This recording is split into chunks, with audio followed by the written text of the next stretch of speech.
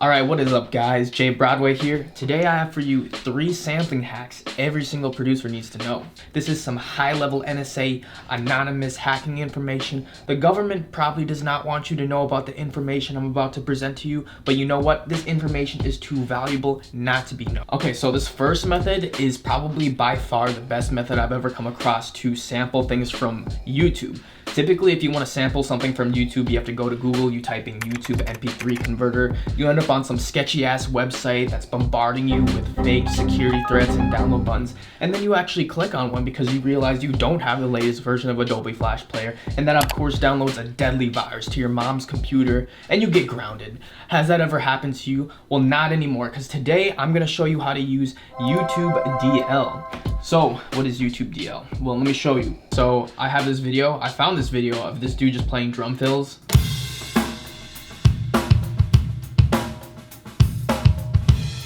It's a pretty high quality video. I mean, he has his drum set mic'd up real nice, and I want to sample it. So all I have to do is I just have to grab the URL of this, and I open up this hacking console. If you're an elite hacker like me, you'll know what this is. It's called the CMD. All I have to do is type in a few parameters here, paste the link.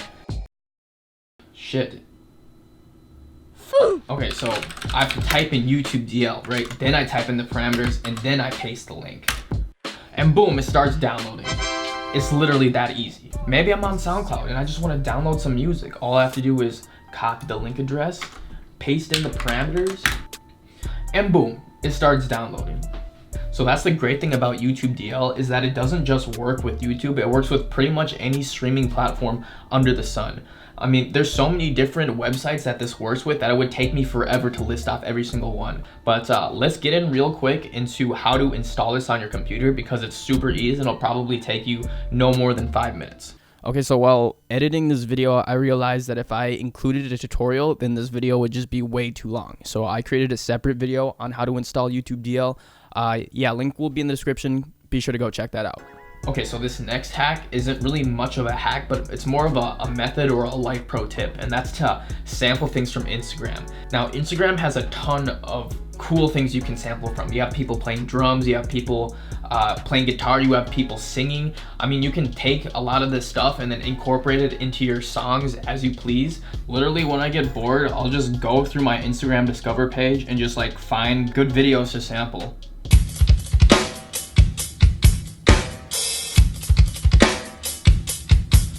This video would be good to sample. He's got his drum kit mic'd up. I mean, I know Instagram doesn't have the best audio quality, but I mean, it's better than nothing. 1, 2, 3, 4. Got some pretty cool guitar chords. I really like this. This sounds dope.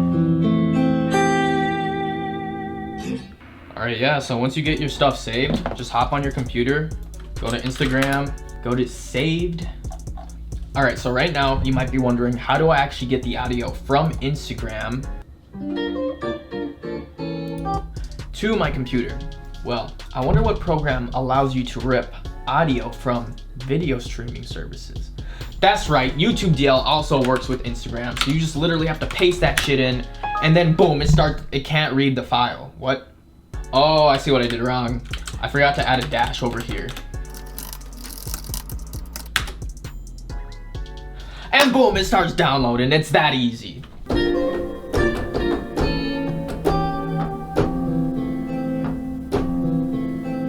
Alright, so this last hack is recording your system audio. This works especially well if, for whatever reason, YouTube DL doesn't work for what you're trying to sample, but you can play the audio on your computer. You can actually record the system audio. And there's 2 ways to do this that I'm going to show you. One is if you have an audio interface, but if you don't have an audio interface, then you could use Audacity to record your system audio. The first method, all you need is one of these. You just need like a headphone jack.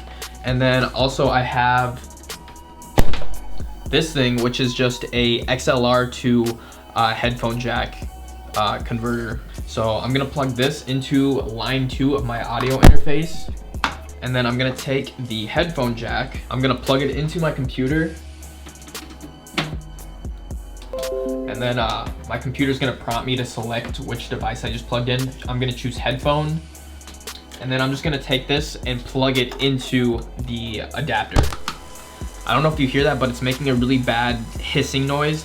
So the way you can get that to stop is you can get one of these things. This is just a ground loop isolator. The links to all these will be in the description, by the way. I'm just gonna take this, plug it in here, and then this is also a 3.5 millimeter at the end. And plugging that in, now you get no more hissing noise. Okay, so once you have that all set up, all you have to do is in FL Studio or your DAW, I'm just gonna go select my line 2 here. So all I have to do now is I just have to pull up Edison here, hit record on input. Boom, there it is. So let me open up Spotify.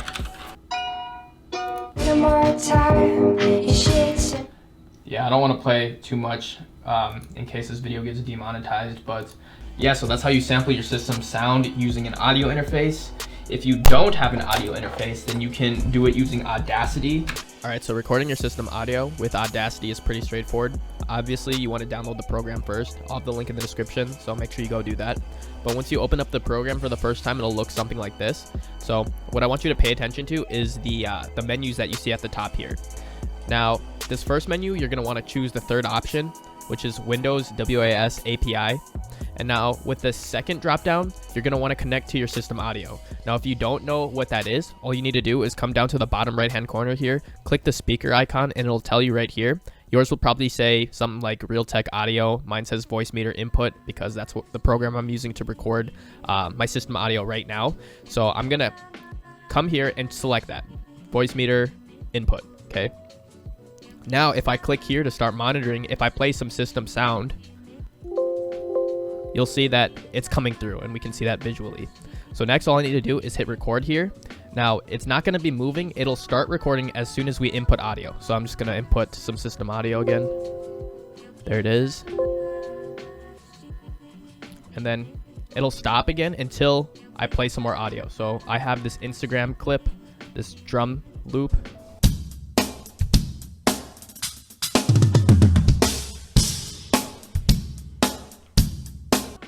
You see that gets recorded perfectly. So now, if I pause this, I can scrub through this, click play.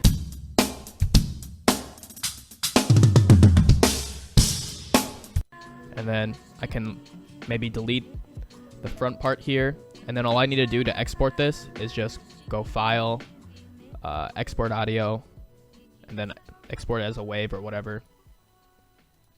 But yeah, so that's how you record your system audio with Audacity. Alright guys, so that is the 3 sampling hacks every producer needs to know. If you found this video useful or entertaining in any way, drop a like down below.